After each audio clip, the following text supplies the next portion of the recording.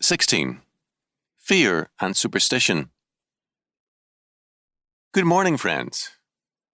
All of us are familiar with the variety of superstitions held by many people. The rabbit's foot is considered by some to be a good luck charm, while others use medals and coins as their protective device. Spilling salt is considered bad luck and must be nullified, it is held, by throwing a pinch of it over one's left shoulder. From the time of the Greeks and Romans, it has been believed that a sneeze is a dangerous sign to be counteracted by a quick statement, in those days, of "Jupiter preserve you," or in ours, "God bless you," or "Gesundheit," good health. Breaking a mirror is supposed to be especially dangerous in its consequences, while a horseshoe can supposedly bring good luck, and so on, all around the world. Every nation, continent, tribe, people, and tongue reveal a variety of superstitious hopes and especially superstitious fears, because the essence of superstition is fear. Even the supposedly lucky charms reveal this aspect of fear. They protect the person from surrounding dangers and threats which threaten to overwhelm him. Superstition is fear, and this is precisely why superstition is so unreasonable. If the superstitious man loses faith in a particular charm, he replaces it with another, because the fear remains, and protection in some manner or form is an inescapable necessity for his life. What are the superstitious people afraid of? Why this overwhelming fear and this demand for some kind of protective device? The reason is a clear and simple one. The superstitious man believes that he lives in a world or universe which is basically hostile, if not evil, and definitely out of any reasonable control. He faces a world of brute facts which menace him and concerning which he can do nothing. Therefore, he needs protection, and he gets protection from the very world he fears in the form of potent symbols of natural forces.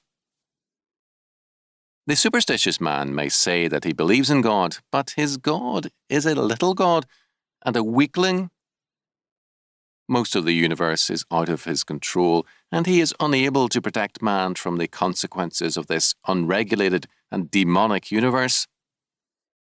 If the superstitious man is right about the universe, we cannot blame him for being afraid.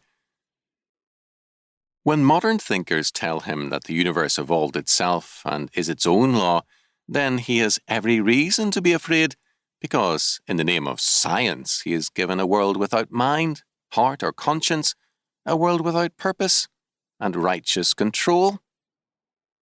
Modern man, therefore, is very superstitious. He goes in heavily for horoscopes, trying to find lucky loopholes in the universe, and for liquor, trying to escape the hopelessness of a world that makes no sense. Modern, unbelieving philosophy and scientific thought only increases the fear of man, because they only bring man closer to the brute forces and demonic power of a universe without rationality or purpose. The only answer to superstition and fear is the sovereign God, who is maker of all things visible and invisible, by whom all things come to pass, who is the creator and therefore the interpreter of all things, and therefore gives meaning to all in terms of his sovereign and omnipotent decree. There are no brute facts in this universe, nor any blind and uncontrolled forces. God has created all things and governs all things, and nothing has any meaning apart from him.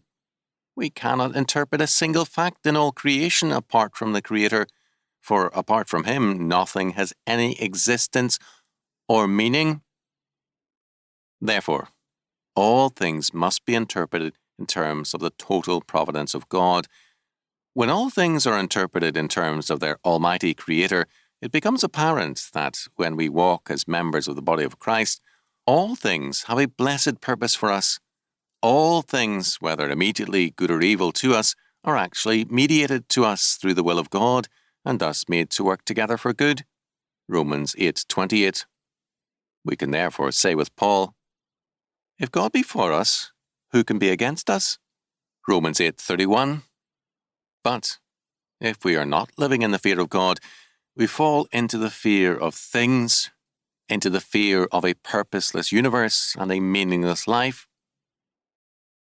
The only defense against superstitious fear, therefore, is to be able to say in the fullest sense of the word, I believe in God the Father Almighty, maker of heaven and earth, and in Jesus Christ, his only Son, our Lord, the Apostles' Creed.